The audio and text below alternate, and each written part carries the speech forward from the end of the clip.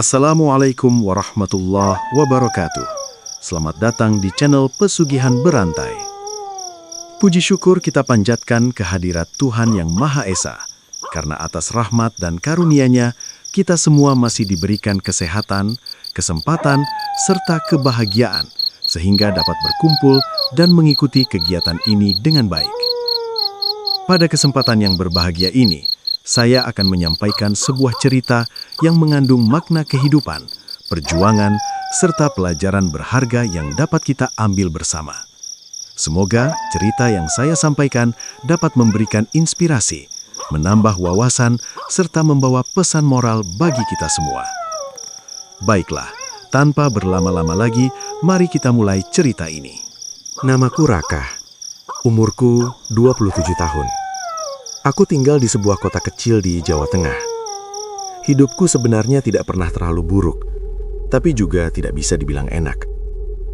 Aku bekerja di sebuah toko bangunan milik seorang pengusaha bernama Pak Suryanto. Setiap hari pekerjaanku hanya mengangkat semen, mengantar pasir, atau melayani pembeli yang datang. Gajiku tidak besar, hanya cukup untuk makan, bayar kos, dan sedikit menabung. Tapi setidaknya hidupku dulu terasa tenang. Sampai suatu hari semuanya berubah. Hanya karena satu hal. Judi online. Awalnya aku tidak pernah tertarik dengan hal-hal seperti itu. Aku bahkan sering melihat berita tentang orang-orang yang bangkrut karena judi. Menurutku mereka bodoh. Namun semuanya berubah ketika aku mulai sering nongkrong bersama teman kerjaku, Bimo. Bimo adalah orang yang sangat santai. Kerjanya biasa saja, tapi anehnya dia sering punya uang lebih. Suatu malam setelah toko tutup, kami duduk di warung kopi dekat pasar. Bimo terlihat sibuk dengan HP-nya. Sesekali dia tersenyum sendiri. Aku jadi penasaran. "Main apa sih dari tadi?" tanyaku sambil menyeruput kopi. Bimo menoleh lalu tersenyum. "Ini kak, lagi main slot." Aku mengernyit. "Judi?" Bimo tertawa kecil. "Judi apaan? Ini hiburan." Aku hanya menggeleng. Namun beberapa detik kemudian, Bimo tiba-tiba bersorak pelan. "Wah, kena." Aku melihat layar HP-nya. Di sana ada animasi koin berjatuhan. "Dapat berapa?" tanyaku. Bimo menunjukkan layar HP itu kepadaku. 350.000. Aku langsung kaget. "Lah, modal berapa?" Bimo menjawab santai. "Cuma 10.000. Aku terdiam. Di kepalaku langsung muncul banyak pikiran. 10.000 jadi 350.000. Itu seperti uang jatuh dari langit. Bimo kemudian menepuk pundakku.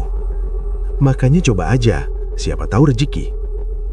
Aku masih ragu, tapi rasa penasaran mulai muncul di dalam hatiku. Malam itu, setelah pulang ke kamar kos, aku terus memikirkan hal tadi. 10.000. Kalau menang seperti Bimo, lumayan juga. Akhirnya aku membuka Play Store dan mencari aplikasi yang tadi Bimo tunjukkan. Beberapa menit kemudian, aku sudah membuat akun.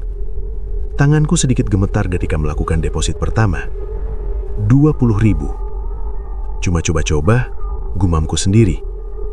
Aku mulai memutar permainan slot yang ada di layar. Gambar-gambar aneh berputar cepat. Jantungku ikut berdebar. Putaran pertama, kalah. Putaran kedua, kalah lagi. Aku mulai merasa bodoh. Namun di putaran berikutnya, tiba-tiba muncul suara musik keras. Lampu di layar berkedip. Tulisan besar muncul. Winner. Saldo di akunku berubah. Dari 20.000 menjadi 180.000 rupiah. Aku langsung duduk tegak. Serius ini? Aku bahkan sampai mengucek mata. Tapi angka itu tetap ada. Rasanya seperti mimpi. Dalam waktu kurang dari 5 menit, aku mendapatkan uang lebih dari yang biasa aku dapatkan dalam sehari bekerja. Aku langsung menarik uang itu ke rekeningku. Beberapa menit kemudian, notifikasi masuk. Saldo bertambah 180.000 rupiah. Dadaku terasa hangat. Ada perasaan senang yang sulit dijelaskan.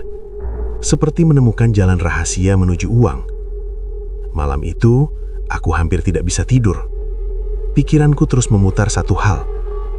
Kalau aku main lebih besar, pasti dapat lebih banyak. Keesokan harinya, aku menemui Bimo di toko.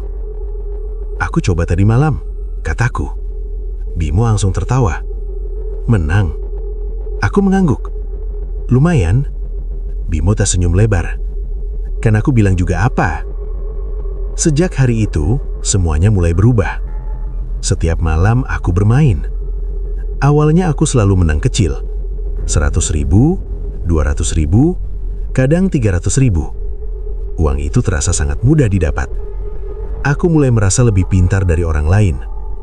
Dalam pikiranku waktu itu, aku yakin sudah menemukan cara cepat untuk menjadi kaya. Aku bahkan mulai membayangkan banyak hal. Membeli motor baru, pindah dari kamar kos ke rumah yang lebih bagus.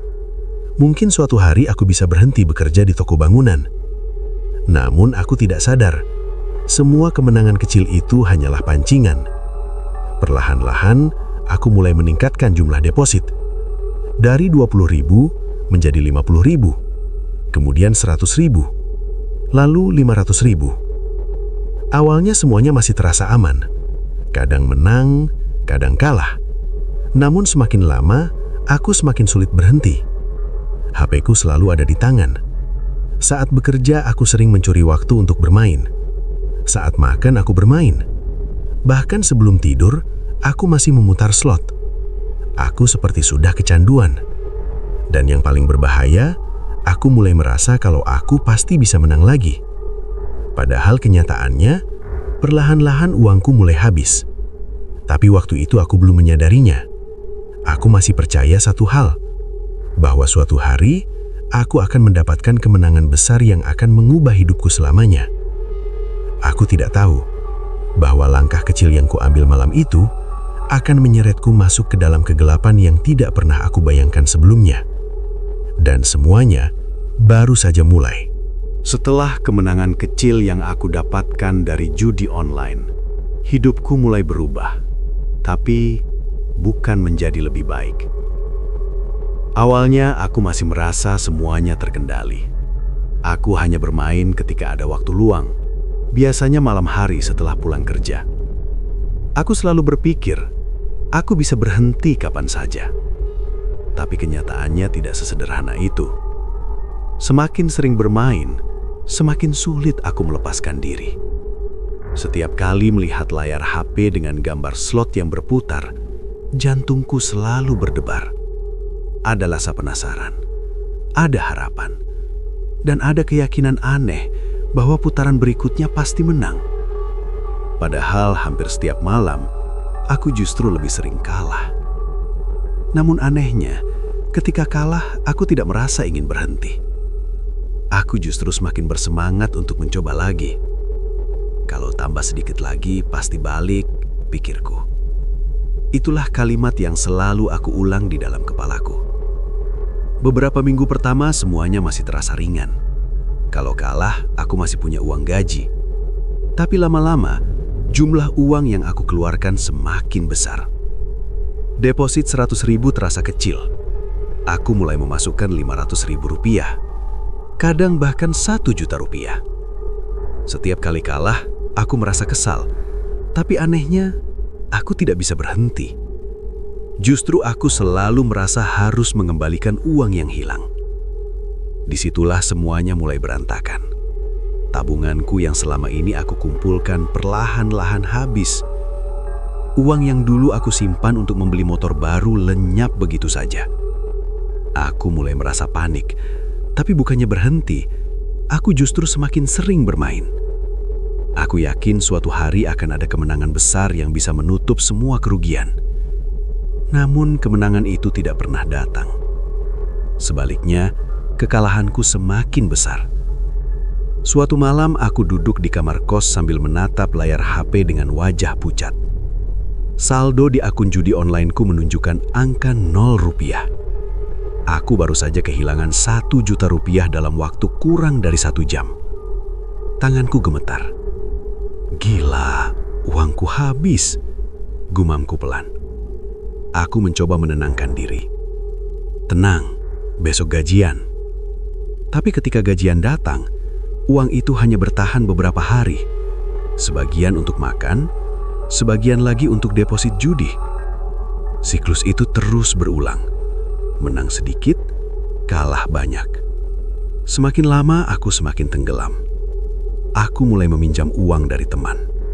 Orang pertama yang aku pinjam adalah Bimo. Kami sedang duduk di belakang toko ketika aku memberanikan diri berbicara. "Mo, aku boleh minjam uang dulu nggak?" Bimo menatapku. "Buat apa?" Aku sedikit ragu menjawab. "Lagi butuh aja."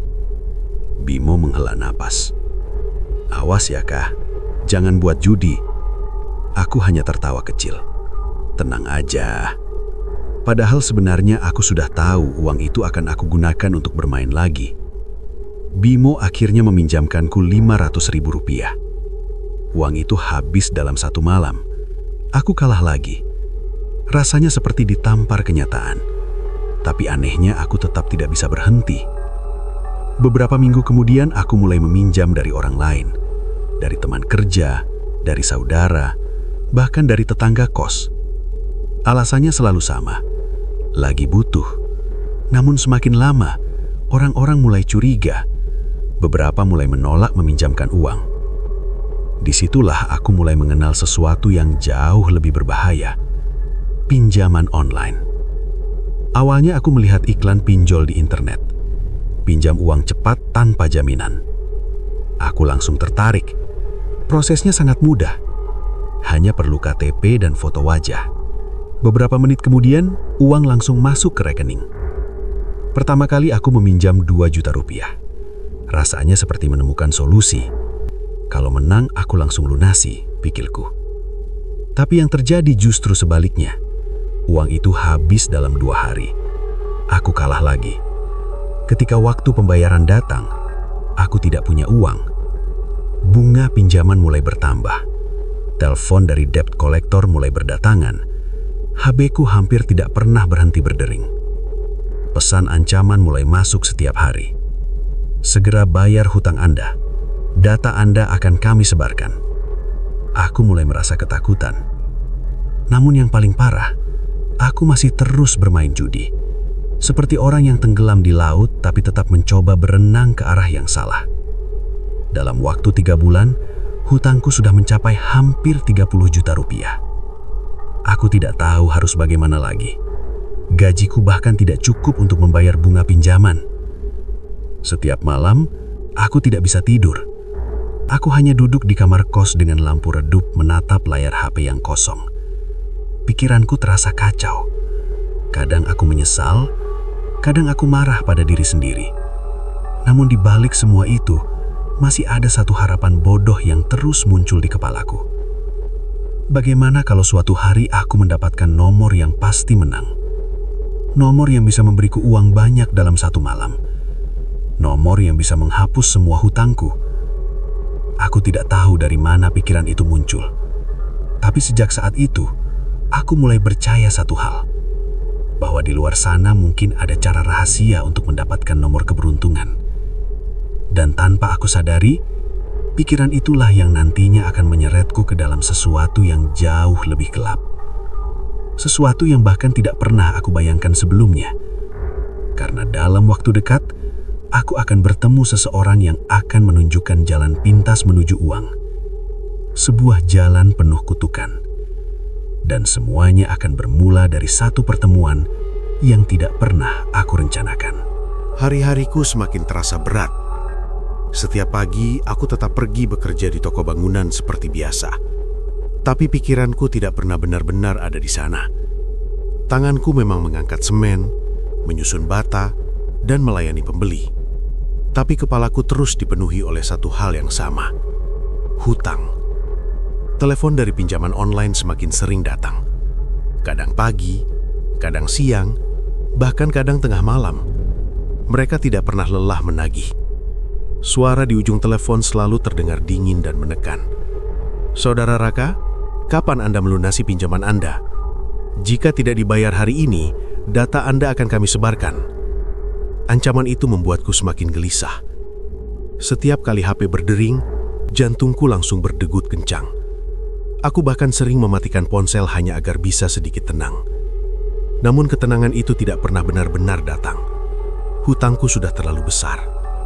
Aku seperti terjebak di dalam lubang yang semakin dalam. Semakin aku berusaha keluar, semakin aku tenggelam. Suatu malam setelah toko tutup, aku tidak langsung pulang ke kamar kos. Aku merasa kepalaku terlalu penuh. Aku berjalan tanpa tujuan sampai akhirnya berhenti di sebuah warung kopi kecil di pinggir jalan. Warung itu sebenarnya biasa saja. Hanya ada beberapa bangku kayu dan lampu bohlam kuning yang menggantung di atas meja. Suasana malam itu cukup sepi. Hanya ada 2 orang yang duduk di pojok warung sambil merokok. Aku memilih duduk di kursi dekat jalan. "Mas, kopi hitam 1," kataku pada pemilik warung. Tak lama kemudian secangkir kopi panas datang. Aku menatap uap kopi yang perlahan naik ke udara. Pikiranku kembali melayang. Aku menghitung-hitung hutangku di kepala. Pinjaman online pertama 2 juta. Yang kedua 3 juta. Belum lagi pinjaman dari teman. Jika dijumlahkan semuanya hampir 30 juta rupiah. Jumlah yang sangat besar untuk orang seperti aku. Aku menghela napas panjang. Gimana caranya keluar dari semua ini? Gumamku pelan. Saat itulah tiba-tiba seseorang duduk di kursi di depanku. Aku sedikit kaget. Padahal sebelumnya kursi itu kosong. Orang itu adalah seorang pria tua. Usianya mungkin sekitar 60 tahun. Rambutnya panjang dan sebagian sudah memutih. Kulit wajahnya keriput, tapi matanya terlihat sangat tajam. Dia memakai baju hitam sederhana dan sarung lusuh. Anehnya aku tidak mendengar suara langkahnya ketika dia datang. Pria tua itu memesan kopi juga. Lalu dia menoleh ke arahku. Matanya menatapku cukup lama. Tatapan itu membuatku sedikit tidak nyaman. Aku mencoba mengalihkan pandangan. Namun tiba-tiba pria itu berkata pelan, "Kamu lagi banyak pikiran ya, nak?" Aku langsung terdiam. Pertanyaan itu terasa sangat tepat mengenai diriku. Aku mencoba tersenyum kecil. "Biasa, Pak, masalah hidup." Pria itu mengangguk pelan. "Masalah uang?" Aku kembali terdiam. Kali ini aku benar-benar merasa heran. "Bapak kok tahu?" Pria tua itu senyum tipis. Wajah orang yang sedang terdesak uang itu gampang dikenali. Aku tidak tahu harus menjawab apa. Beberapa detik kami hanya duduk dalam diam. Kemudian pria itu kembali berbicara. "Kamu main judi online ya?"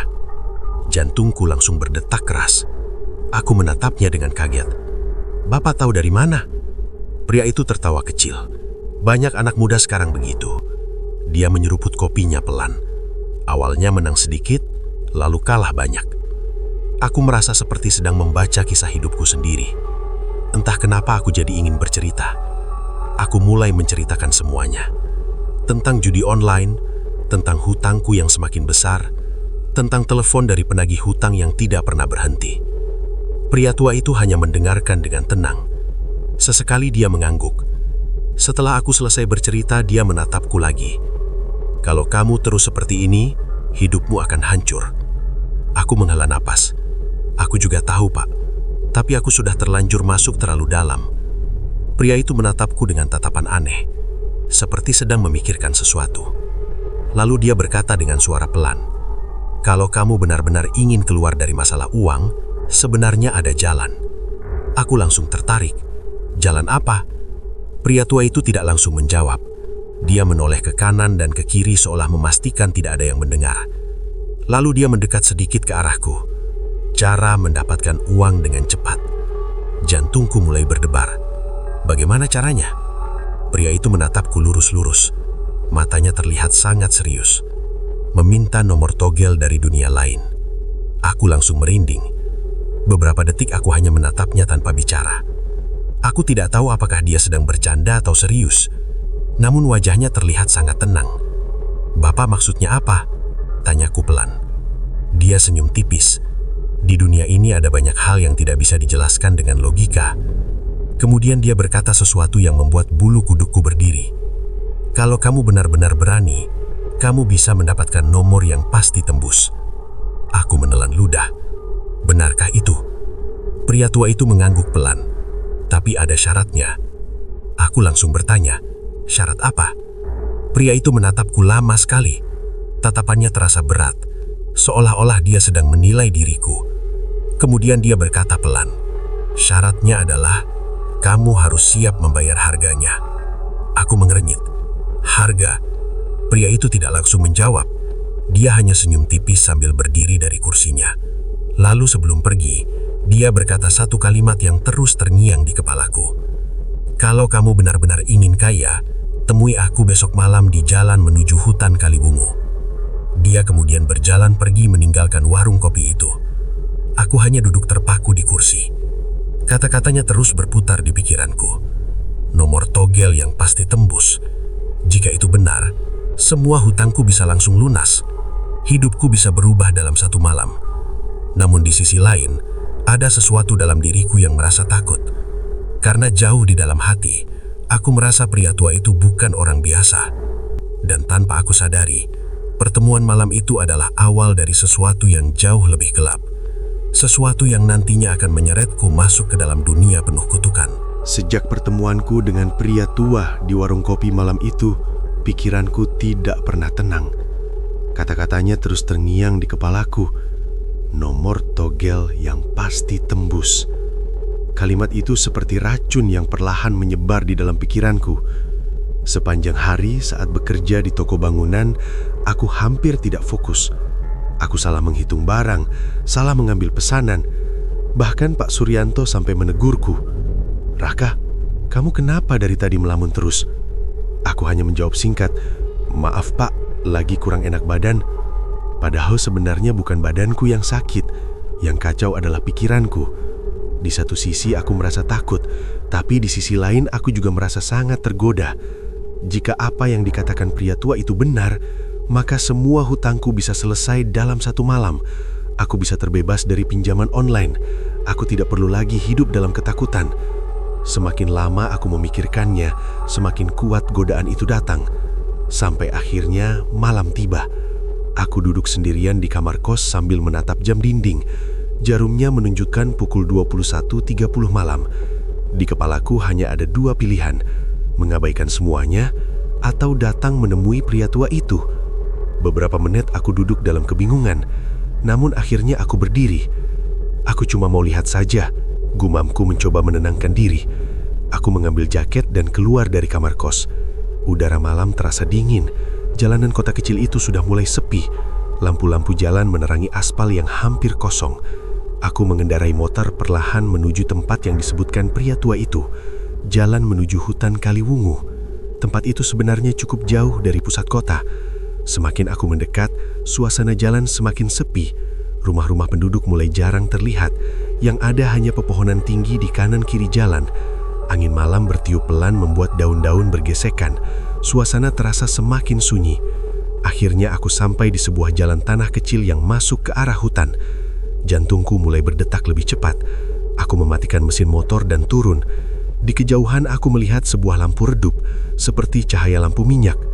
Aku berjalan perlahan mengikuti cahaya itu. Langkah kakiku terasa berat. Setiap suara ranting patah membuatku terkejut. Semakin dekat, aku mulai melihat sebuah gubuk kayu tua di tengah hutan. Gubuk itu terlihat sangat sederhana. Dindingnya dari papan tua, atapnya dari daun kering. Namun dari dalam gubuk itu terlihat cahaya lilin yang berkedip. Aku berhenti beberapa meter di depan pintu. Tiba-tiba, pintu gubuk itu terbuka perlahan. Di dalamnya berdiri pria tua yang aku temui di warung kopi. Dia tersenyum tipis. "Akhirnya kamu datang juga." Aku menelan ludah. "Bapak sudah menunggu?" Pria itu mengangguk. "Masuklah." Aku melangkah masuk ke dalam gubuk. Begitu masuk, aku langsung mencium bau yang sangat kuat. Bau dupa dan kemenyan. Di dalam ruangan itu ada beberapa lilin yang menyala. Di lantai terdapat gambar lingkaran aneh yang dibuat dengan kapur putih. Di sekelilingnya ada berbagai benda yang membuatku merinding. Ada tengkorak hewan, ada mangkuk tanah, ada kain hitam. Suasana di dalam gubuk terasa sangat dingin. Pria tua itu duduk di depan lingkaran kapur. "Duduk di sana," katanya sambil menunjuk tempat di depannya. Aku duduk perlahan. "Nama saya Mbah Karta," katanya sambil menunjuk. Aku mengangguk pelan. "Mbah, apakah benar bisa mendapatkan nomor togel dari ritual ini?" Mbah Karta menatapku cukup lama. Tatapannya terasa dalam. Bisa. Jawaban itu membuat jantungku berdetak lebih cepat. Tapi kamu harus benar-benar siap. Aku mengerutkan dahi. Siap untuk apa? Mbah Karta mengambil sebuah mangkuk tanah dari sampingnya. Lalu dia berkata dengan suara pelan, "Di dunia ini, tidak ada kekayaan yang datang tanpa harga." Aku mulai merasa tidak nyaman. Harga apa yang harus saya bayar? Mbah Karta tidak langsung menjawab. Dia hanya menatap lilin yang menyala di depan kita. Beberapa detik suasana menjadi sangat sunyi. Lalu dia berkata pelan, "Ritual ini akan memanggil makhluk dari alam lain." Aku merinding. Mereka bisa memberimu nomor yang kamu inginkan. Jantungku semakin berdebar. Tapi sebagai gantinya, dia berhenti bicara. Aku menunggu dengan gugup. Kemudian dia melanjutkan kalimatnya, "Mereka akan mengambil sesuatu dari hidupmu." Aku langsung bertanya, "Apa itu?" Mbah Karta menatapku lurus. Matanya terlihat lebih tajam dari sebelumnya. Kemudian dia berkata dengan suara pelan yang membuat bulu kuduku berdiri, "Nyawa." Aku langsung terdiam. Suasana di dalam gubuk terasa semakin dingin. Angin tiba-tiba berhembus dari luar. Lilin-lilin bergoyang pelan. Aku mencoba berpikir jernih. "Mbah, maksudnya nyawa siapa?" Mbah Karta tersenyum tipis. "Itu bukan pilihanmu." Aku menelan ludah. Makhluk yang datang nanti yang akan menentukan. Jantungku terasa dipukul keras. Di satu sisi aku merasa sangat takut, tapi di sisi lain aku kembali memikirkan hutangku. Jika aku tidak melakukan sesuatu, hidupku juga akan hancur. Akhirnya aku berkata pelan, "Kalau saya setuju, apa yang harus saya lakukan?" Mbah Karta mengambil jarum kecil dari kotak kayu. Lalu dia berkata dengan suara tenang, "Pertama, kamu harus membuat perjanjian." Aku menatap jarum itu dengan perasaan campur aduk. "Maksudnya?" Mbah Karta mengulurkan tangannya. "Tusuk jarimu, biarkan darahmu menetes ke mangkuk ini." Aku menatap jarum itu beberapa detik.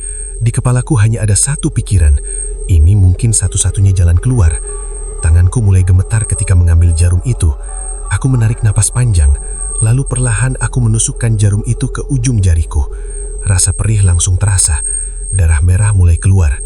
Setetes, 2 tetes, 3 tetes. Darah itu jatuh ke dalam mangkuk tanah. Mbah Karta langsung mulai membaca mantra yang aneh. Bahasanya tidak aku mengerti. Suaranya pelan tapi terasa sangat berat.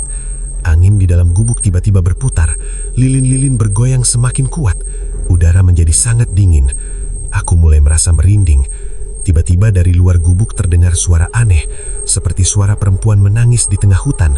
Tanganku langsung kaku. "Mbah, suara apa itu?" Tanyaku dengan suara gemetar.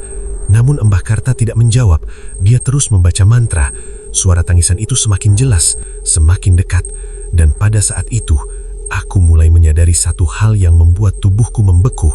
Suara tangisan itu sepertinya datang menuju gubuk ini.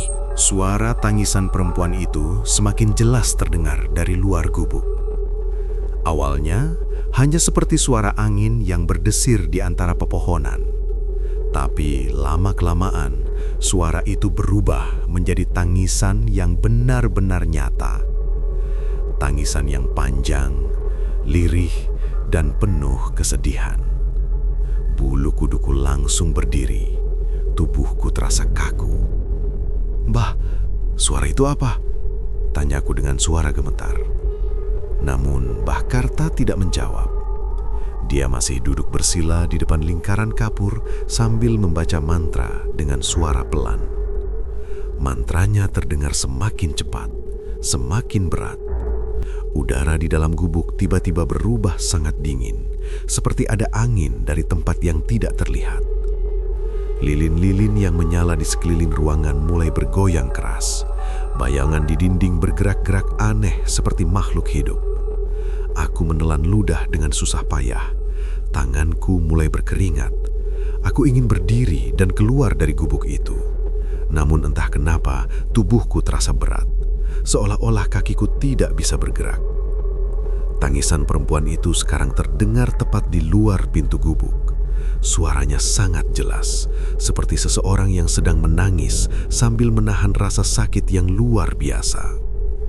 Lalu, tiba-tiba, suara itu berhenti. Suasana langsung menjadi sangat sunyi.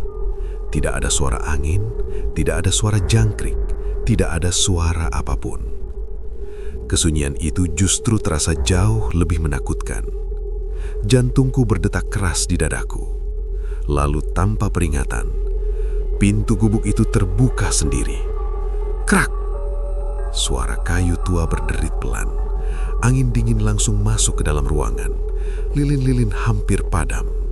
Aku menatap pintu dengan mata lebar. Namun di sana tidak ada siapa-siapa. Hanya kegelapan hutan.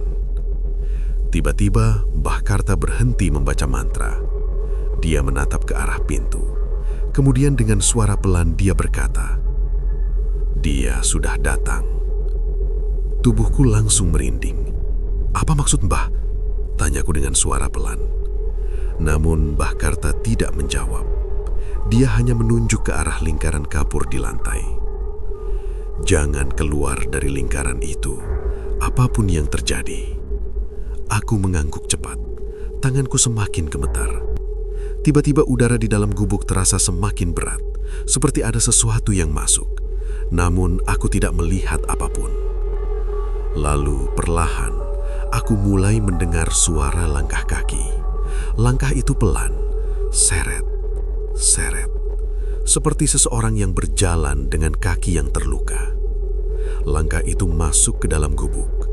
Namun yang membuatku takut, aku tidak melihat siapapun. Suara langkah itu berhenti tepat di depan lingkaran kapur. Beberapa detik tidak terjadi apa-apa. Aku hanya bisa menahan nafas. Kemudian perlahan, aku mulai melihat sesuatu di lantai. Sebuah bayangan hitam. Bayangan itu muncul dari arah pintu dan perlahan membentuk sosok seseorang. Tubuhku langsung membeku. Bayangan itu semakin jelas. Lalu tiba-tiba, sosok itu muncul sepenuhnya di depan kami. Aku hampir berteriak. Di depan lingkaran kapur berdiri seorang perempuan. Tubuhnya sangat pucat, rambutnya panjang menutupi wajahnya. Bajunya putih panjang seperti kain kafan. Namun yang paling mengerikan, dari ujung rambutnya terlihat tetesan darah yang jatuh ke lantai. Perempuan itu berdiri diam, kepalanya menunduk, rambutnya menutupi seluruh wajahnya. Aku tidak bisa melihat matanya. Tanganku mulai gemetar hebat. "Mbah," bisikku pelan. Namun Mbah Karta justru terlihat sangat tenang. Dia menatap sosok perempuan itu tanpa rasa takut. Kemudian dia berkata dengan suara pelan, "Dia yang kamu cari." Aku menelan ludah. "Maksudnya?" Mbah Karta menatapku. "Dialah yang akan memberimu nomor." Jantungku hampir berhenti berdetak. Aku kembali melihat sosok perempuan itu. Tubuhnya tidak bergerak. Namun tiba-tiba kepalanya sedikit terangkat. Perlahan, sangat perlahan, rambutnya terbuka. Dan saat wajahnya terlihat, aku langsung merasa darahku seperti membeku. Wajah perempuan itu sangat pucat. Matanya hitam pekat, bibirnya robek, dan di pipinya ada bekas luka panjang seperti sayatan. Dia menatap langsung ke arahku. Tatapan itu dingin, kosong, namun terasa sangat menekan. Aku ingin memalingkan wajah, tapi aku tidak mampu bergerak. Lalu perempuan itu membuka mulutnya. Suaranya terdengar serak, seperti suara seseorang yang sudah lama mati. "Kamu ingin nomor." Aku menelan ludah dengan susah payah. Tubuhku gemetar, namun akhirnya aku mengangguk. "Iya." Perempuan itu menundukkan kepalanya lagi. Setelah ritual di gubuk itu selesai, aku pulang dengan perasaan yang sangat aneh. Motor yang aku kendarai melaju pelan melewati jalan hutan yang gelap. Lampu depan hanya menerangi sebagian kecil jalan di depanku. Namun pikiranku sama sekali tidak fokus pada perjalanan. Di kepalaku hanya ada satu hal, 4 angka yang dibisikkan oleh perempuan itu. Angka itu terus berputar di pikiranku seperti rekaman yang tidak berhenti.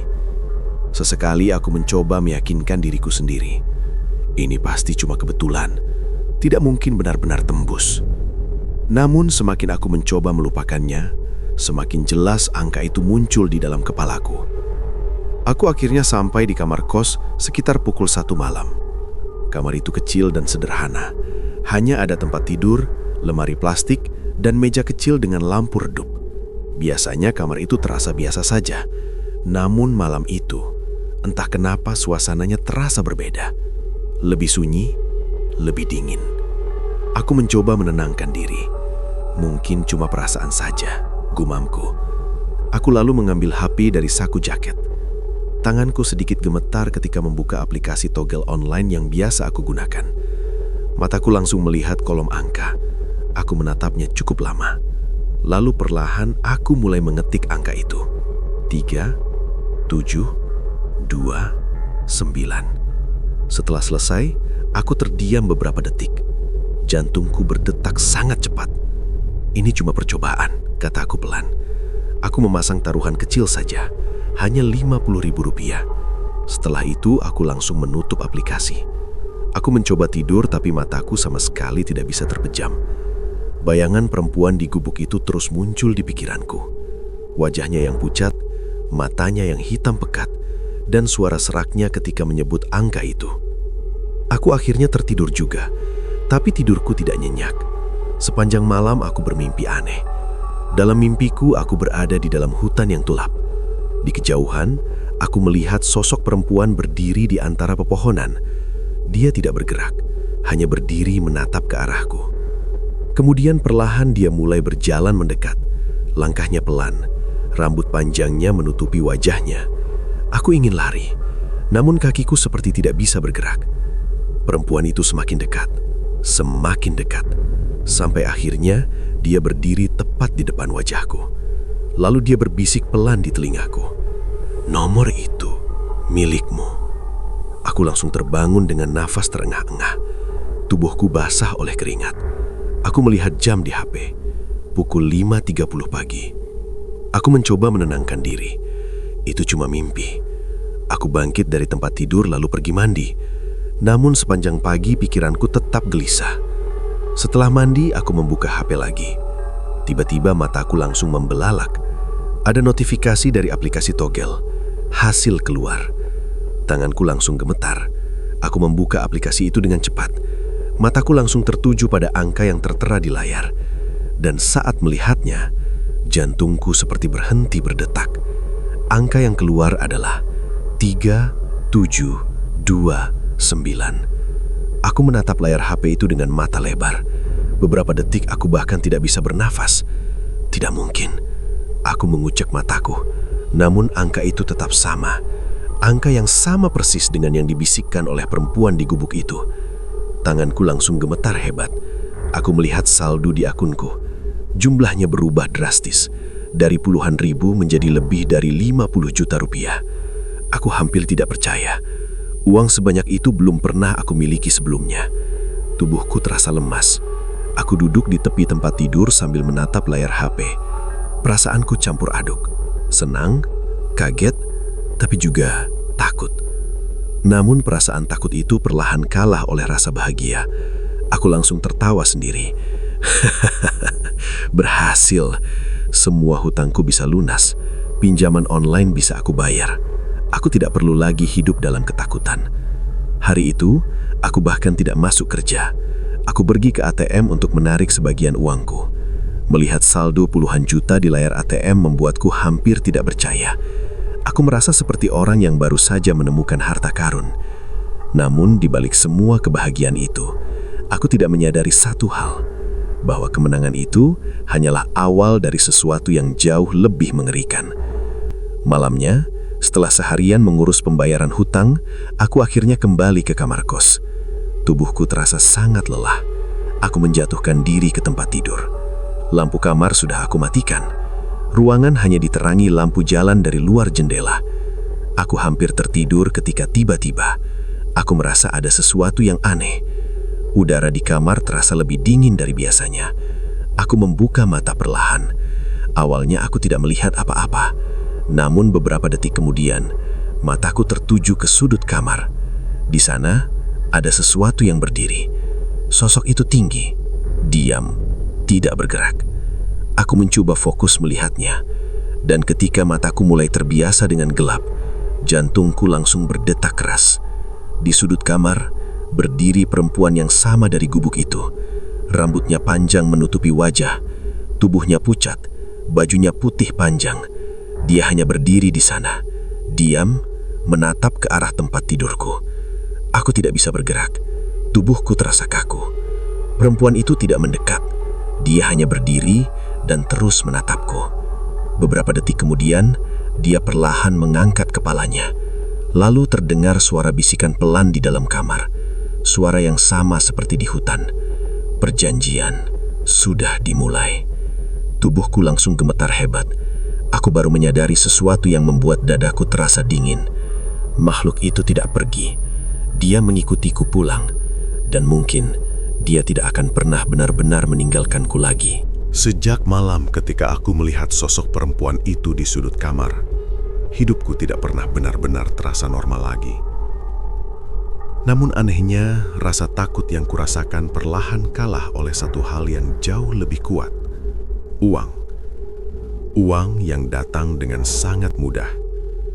Setelah kemenangan pertamaku dari angka 3729, aku langsung melunasi semua hutangku. Pinjaman online yang selama ini menghantuiku satu persatu aku bayar. Telepon dari debt collector akhirnya berhenti. Tidak ada lagi pesan ancaman. Tidak ada lagi rasa takut setiap kali HP berdering. Untuk pertama kalinya setelah berbulan-bulan, aku merasa lega. Tapi kemenangan itu ternyata bukan yang terakhir. Beberapa hari setelahnya, aku kembali bermimpi aneh. Dalam mimpi itu, aku berada di tempat yang sama seperti sebelumnya. Hutan gelap dengan kabut tipis yang menyelimuti tanah. Di kejauhan, aku melihat sosok perempuan itu lagi. Dia berdiri di antara pepohonan. Tubuhnya diam, namun aku tahu dia sedang menatapku. Perlahan dia mengangkat tangannya. Lalu dengan suara yang sangat pelan, dia kembali membisikkan angka. 1482. Aku terbangun dengan napas cepat. 4 angka itu langsung teringat jelas di kepalaku. 1482. Tanpa berpikir panjang, aku langsung memasang angka itu di aplikasi togel. Dan seperti sebelumnya, angka itu tembus lagi. Kali ini aku menang lebih besar, hampir 70 juta rupiah. Ketika melihat saldo di layar HP, aku bahkan tidak tahu harus bereaksi bagaimana. Semua terasa seperti mimpi. Uang yang dulu terasa sangat sulit didapat, sekarang datang begitu saja. Seolah-olah ada seseorang yang selalu memberiku kunci kemenangan. Sejak saat itu, aku mulai percaya bahwa ritual yang aku lakukan bersama Mbah Karta memang benar. Aku mulai sering mendapatkan angka dari mimpi.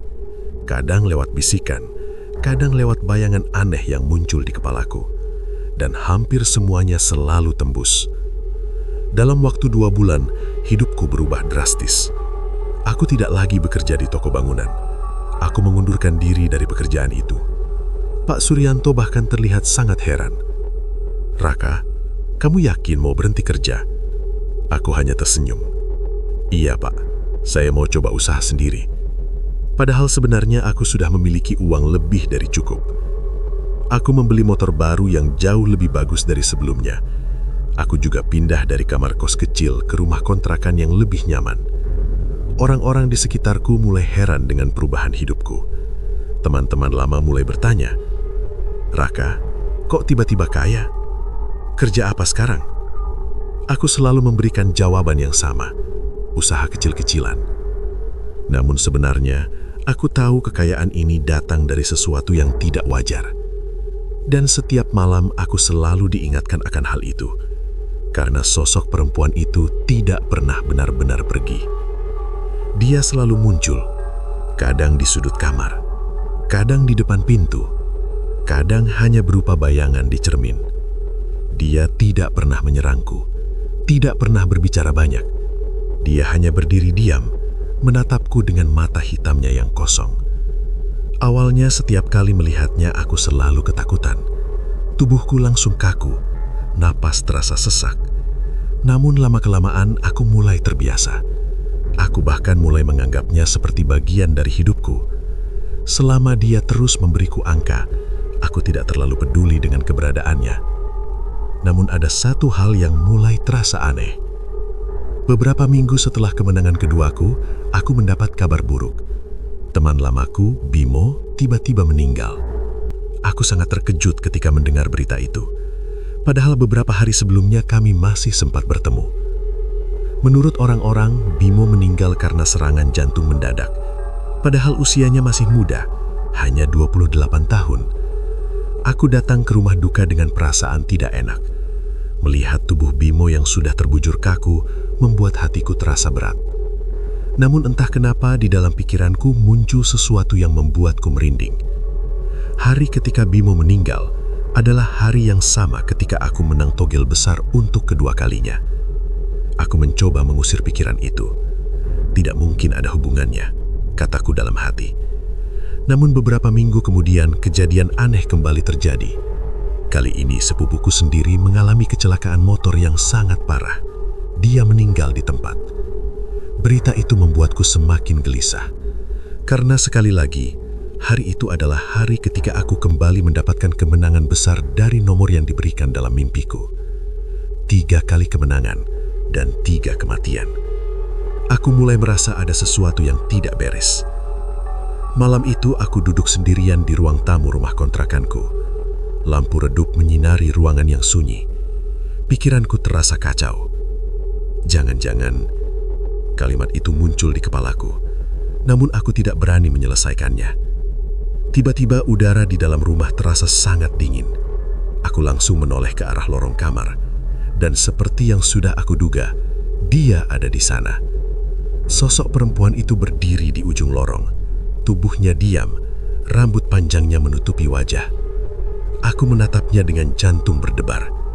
Lalu dengan suara yang sangat pelan, aku kembali berkata, "Kamu yang mengambil mereka?" Beberapa detik sosok itu tidak bergerak. Lalu perlahan kepalanya terangkat. Rambutnya terbuka sedikit. Matanya yang hitam menatap lurus ke arahku. Lalu terdengar bisikan pelan di dalam ruangan. Perjanjian harus dibayar. Tubuhku langsung merinding hebat. Saat itulah akhirnya aku mulai menyadari sesuatu yang sangat mengerikan. Kemenangan yang aku dapatkan selama ini mungkin memang dibayar dengan nyawa orang lain. Dan jika itu benar, maka suatu hari nanti, makhluk itu mungkin akan datang menagih sesuatu yang jauh lebih besar. Sejak kematian Bimo dan sepupuku, hidupku yang sebelumnya terasa penuh keberuntungan mulai berubah menjadi sesuatu yang menakutkan. Uang memang terus datang. Angka-angka yang diberikan oleh makhluk itu masih sering muncul dalam mimpi atau bisikan di telingaku. Dan hampir semuanya selalu benar. Setiap kali aku memasang nomor itu, hasilnya selalu tembus. Saldo di rekeningku semakin besar. Aku bahkan sudah memiliki uang ratusan juta rupiah. Namun setiap kali kemenangan itu datang, selalu ada kabar kematian setelahnya. Awalnya aku mencoba mengabaikan pikiran itu. Aku mencoba meyakinkan diriku sendiri bahwa semua itu hanya kebetulan. Namun semakin lama kejadian itu semakin sering terjadi. Suatu sore aku sedang duduk di ruang tamu rumah kontrakan sambil menonton televisi. HP-ku tiba-tiba berdering. Yang menelpon adalah ibuku. Aku langsung mengangkat telepon itu. "Halo, Bu?" Namun suara ibuku terdengar sangat panik. "Raka, kamu dengar kabar belum?" Aku langsung merasa tidak enak. "Kabar apa, Bu?" Ibuku terdiam beberapa detik sebelum akhirnya berkata dengan suara pelan, "Pamanmu meninggal tadi pagi." Tubuhku langsung terasa lemas. "Apa?" Ibuku menjelaskan bahwa pamanku tiba-tiba jatuh sakit semalam dan meninggal sebelum sempat dibawa ke rumah sakit. Aku langsung menutup telepon dengan tangan gemetar. Lalu perlahan aku menoleh ke arah meja. Di atas meja ada HP-ku yang masih menampilkan aplikasi togel. Angka yang baru saja aku pasang semalam masih terlihat di layar, dan angka itu kembali tembus. Dadaku terasa sesak, tanganku mulai dingin. Sekarang aku tidak bisa lagi menganggap semua ini sebagai kebetulan. Sudah terlalu banyak orang yang meninggal setelah aku menang. Aku teringat kembali kata-kata Mbah Karta pada malam ritual itu. Makhluk itu akan menagih sesuatu darimu. Saat itu aku mengira yang dimaksud adalah nyawaku sendiri. Namun sekarang aku mulai sadar, yang mereka ambil adalah nyawa orang-orang di sekitarku. Malam itu, aku tidak bisa tidur. Aku hanya duduk di ruang tamu dengan lampu redup menyala. Angin malam masuk dari jendela yang sedikit terbuka. Suasana rumah terasa sangat sunyi. Tiba-tiba, aku mendengar sesuatu. Tok, tok, tok. Suara ketukan pelan dari arah pintu. Aku langsung menoleh, namun pintu itu tidak bergerak. Beberapa detik kemudian, suara itu terdengar lagi. Tok, tok, tok. Jantungku langsung berdetak keras. Dengan langkah pelan, aku berdiri lalu berjalan mendekati pintu itu. Tanganku sedikit gemetar ketika memegang gagang pintu. Aku membuka pintu perlahan. Krek. Namun di dalam kamar tidak ada siapa-siapa. Lampu kamar masih mati. Kasur masih rapi. Tidak ada sesuatu yang aneh.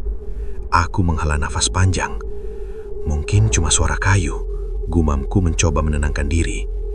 Aku hendak menutup pintu kembali ketika tiba-tiba aku melihat sesuatu di cermin lemari.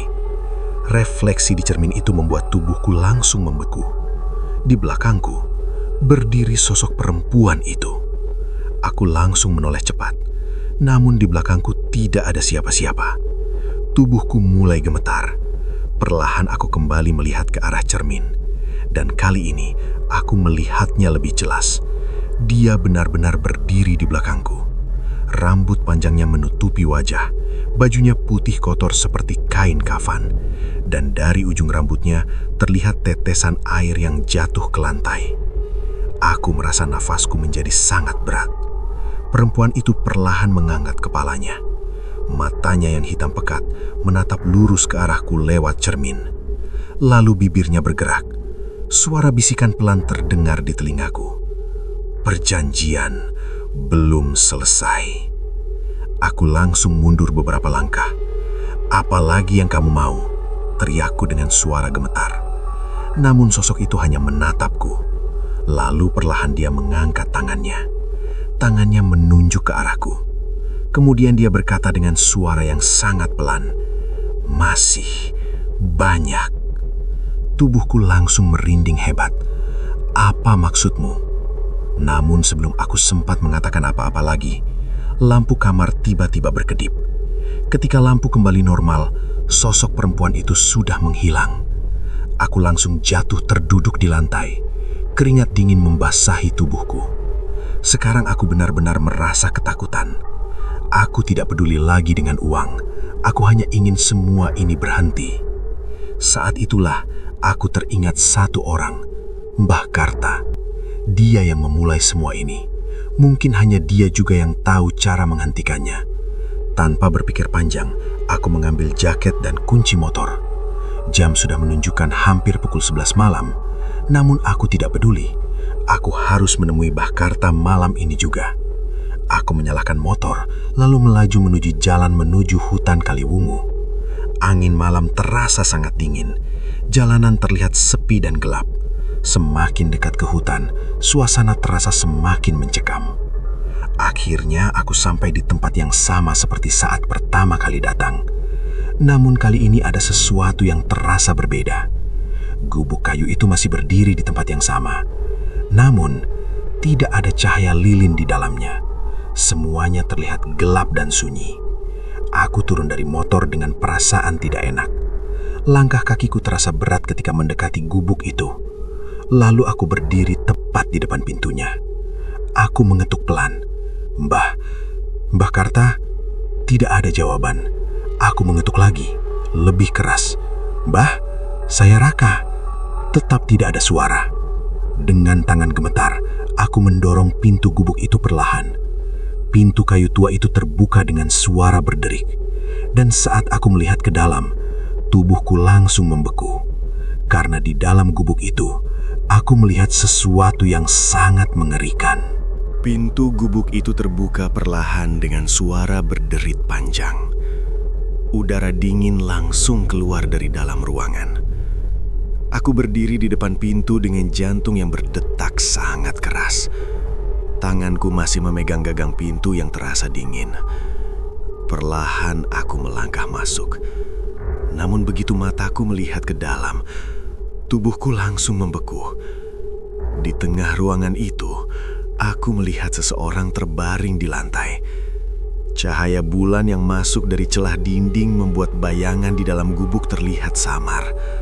Aku mencoba mendekat dengan langkah pelan. Setiap langkah terasa berat. Lalu ketika aku sudah cukup dekat, aku akhirnya bisa melihat dengan jelas siapa orang itu. Tubuhku langsung terasa lemas. Itu adalah Mbah Karta. Dia terbaring di lantai dengan posisi telentang. Matanya terbuka lebar menatap langit-langit gubuk. Namun, matanya kosong. Tidak bergerak, tidak berkedip. Wajahnya pucat seperti orang yang sudah lama meninggal. Aku langsung berlutut di samping tubuhnya. Mbah, tidak ada jawaban. Tanganku gemetar ketika mencoba menyentuh tangannya. Kulitnya terasa sangat dingin, seperti es. Saat itu juga aku langsung sadar, Mbah Karta sudah meninggal. Dadaku terasa semakin sesak. Orang satu-satunya yang mungkin bisa membantuku sekarang sudah tidak ada. Aku duduk lemas di lantai gubuk itu. Suasana di dalam ruangan terasa sangat sunyi. Hanya ada suara angin malam yang masuk lewat celah-celah papan. Namun tiba-tiba, mataku menangkap sesuatu yang aneh. Di lantai dekat tubuh Mbah Karta, ada sebuah buku tua. Buku itu terlihat sangat usang. Sampulnya berwarna hitam dengan tulisan aneh yang hampir tidak bisa dibaca. Entah kenapa aku merasa buku itu penting. Aku mengambilnya dengan tangan gemetar. Ketika aku membuka halaman pertama, terlihat tulisan tangan yang sudah pudar. Tulisan itu terlihat seperti catatan ritual. Ada banyak simbol aneh. Ada gambar lingkaran yang sama seperti yang pernah dibuat Mbah Karta di lantai gubuk ini. Aku mulai membalik halaman demi halaman. Sebagian besar berisi mantra dan catatan ritual pesugihan. Namun di salah satu halaman, aku menemukan sesuatu yang membuat bulu kudukku berdiri. Di sana ada tulisan besar, Perjanjian Roh Penuntun Angka. Di bawah tulisan itu, ada penjelasan yang membuat nafasku terasa berat. Tulisan itu menjelaskan tentang sebuah makhluk gaib yang dipanggil untuk memberikan nomor keberuntungan. Makhluk itu disebut sebagai roh penjaga angka. Dia bisa memberikan kekayaan dalam waktu singkat. Namun sebagai gantinya, dia akan mengambil tumbal nyawa manusia. Aku membaca tulisan itu dengan mata lebar. Setiap kemenangan yang didapatkan dari nomor yang diberikan makhluk itu akan dibayar dengan 1 nyawa. Semakin besar kemenangan, semakin besar pula tumbal yang diambil. Tanganku mulai menggemetar semakin kuat. Sekarang semuanya terasa masuk akal. Kematian Bimo, kematian sepupuku, kematian pamanku. Semua itu mungkin adalah tumbal dari perjanjian yang aku buat. Aku terus membaca halaman berikutnya dengan perasaan takut. Namun kemudian, aku menemukan bagian yang paling membuatku merinding. Di halaman terakhir, ada kalimat yang ditulis dengan tinta merah. Perjanjian berakhir dengan 1 nyawa terakhir. Aku langsung menelan ludah. Tulisan di bawahnya membuat dadaku terasa seperti ditusuk sesuatu. Jika roh penjaga angka telah mengambil cukup tumbal, maka nyawa terakhir yang akan diambil adalah nyawa orang yang membuat perjanjian. Tanganku langsung menjatuhkan buku itu ke lantai. Tubuhku terasa lemas. Jadi semua ini memang sudah ditakdirkan sejak awal.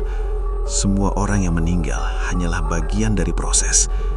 Dan pada akhirnya, aku juga akan menjadi tumbal terakhir. Tiba-tiba, angin di dalam gubuk berhembus sangat kencang. Lilin yang tersisa di sudut ruangan langsung padam. Ruangan itu menjadi gelap. Aku langsung menoleh ke arah pintu. Namun pintu itu tiba-tiba tertutup sendiri dengan keras. Brak! Aku langsung berdiri dengan panik. Ada siapa? Namun yang menjawab hanya kesunyian. Lalu perlahan, aku mulai mendengar sesuatu. Suara langkah kaki.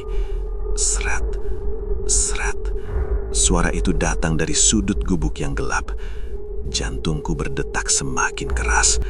Aku mundur beberapa langkah. Kemudian dari kegelapan itu, aku mulai melihat bayangan seseorang. Bayangan itu semakin jelas. Tubuhku langsung membeku ketika menyadari siapa sosok itu. Perempuan itu, makhluk yang sama yang datang saat ritual. Dia berdiri di sudut ruangan dengan tubuh pucat dan rambut panjang menutupi wajahnya.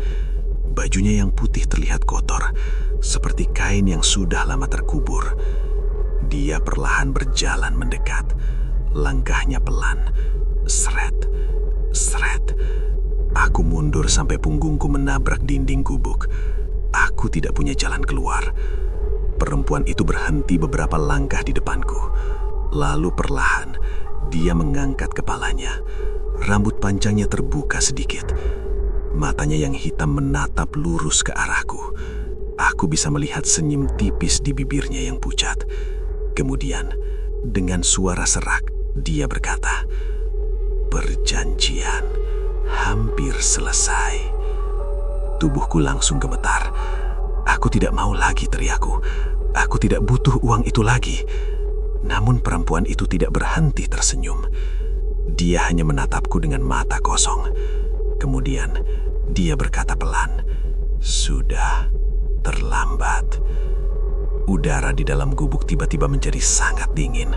Aku bisa melihat nafasku sendiri di udara. Perempuan itu mengangkat tangannya perlahan.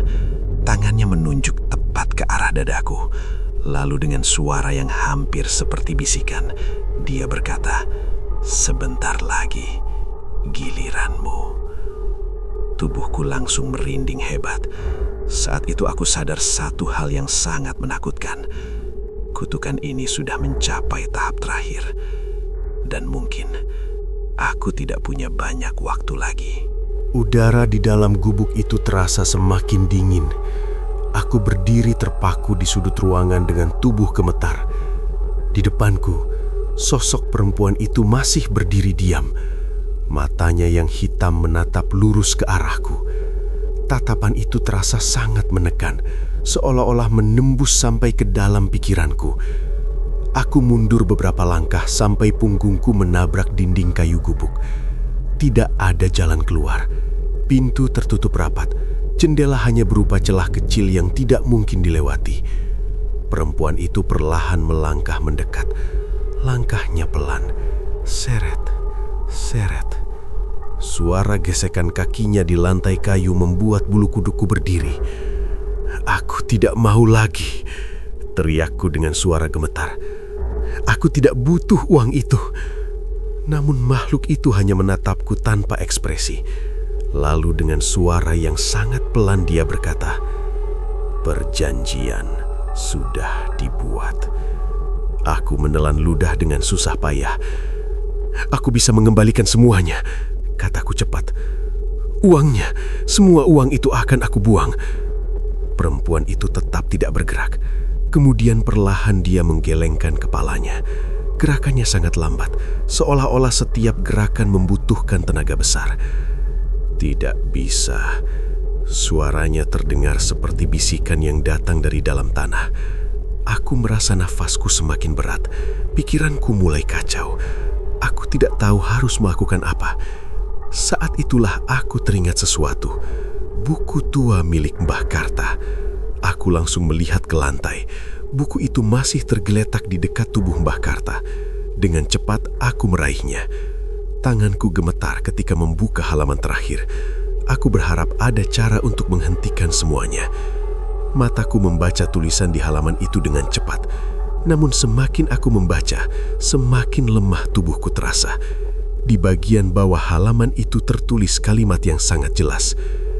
"Perjanjian hanya berakhir ketika tumbal terakhir diambil." Aku menatap tulisan itu dengan mata kosong. Berarti semua ini memang sudah tidak bisa dihentikan. Aku mengangkat kepalaku perlahan. Perempuan itu sekarang sudah berdiri sangat dekat denganku. Hanya beberapa langkah saja. Wajahnya yang pucat terlihat semakin jelas. Kulitnya seperti mayat yang sudah lama mati. Matanya hitam pekat tanpa cahaya. Dia menatapku sambil tersenyum tipis. Lalu dengan suara serak dia berkata, "Waktunya selesai." Tubuhku langsung membeku. Aku ingin berlari, namun kakiku tidak bisa bergerak. Perempuan itu mengangkat tangannya perlahan. Tangannya yang pucat menunjuk tepat ke arah dadaku. Tiba-tiba dadaku terasa sangat sesak, seperti ada sesuatu yang menekan dari dalam. Aku terjatuh berlutut di lantai. Nafas terasa semakin pendek. Tidak, bisikku lemah. Perempuan itu masih berdiri di depanku, menatapku tanpa rasa kasihan. Perlahan dia mendekat, semakin dekat. Aku bisa merasakan udara dingin yang keluar dari tubuhnya. Lalu dia membungkuk sedikit. Wajahnya sangat dekat dengan wajahku sekarang. Aku bisa mencium bau tanah basah dari tubuhnya. Kemudian dia berbisik tepat di telingaku. Semua sudah dibayar. Dadaku terasa seperti ditusuk sesuatu. Rasa sakitnya luar biasa. Aku terjatuh ke lantai dengan nafas yang semakin lemah. Pandangan mataku mulai kabur. Hal terakhir yang aku lihat adalah sosok perempuan itu berdiri di depanku. Namun kali ini dia tidak lagi terlihat menyeramkan. Dia hanya menatapku dengan wajah datar. Lalu perlahan tubuhnya mulai berubah menjadi bayangan hitam. Bayangan itu semakin pudar dan akhirnya menghilang di dalam kegelapan gubuk. Aku mencoba bernafas, namun udara terasa sangat berat. Mataku perlahan tertutup. Suasana menjadi gelap. Sunyi, sangat sunyi. Keesokan paginya, beberapa warga desa yang sedang mencari kayu di hutan menemukan gubuk tua itu. Pintu gubuk terbuka sedikit. Ketika mereka masuk ke dalam, mereka menemukan dua tubuh terbaring di lantai. Demikianlah cerita yang dapat saya sampaikan pada kesempatan ini. Semoga kisah yang telah kita dengarkan bersama dapat memberikan pelajaran, inspirasi, serta nilai-nilai kebaikan dalam kehidupan kita sehari-hari. Apabila dalam penyampaian cerita terdapat kekurangan atau kesalahan, saya mohon maaf yang sebesar-besarnya. Semoga kita semua dapat mengambil hikmah dari cerita tersebut. Terima kasih atas perhatian dan kesempatan yang telah diberikan. Wassalamualaikum warahmatullahi wabarakatuh.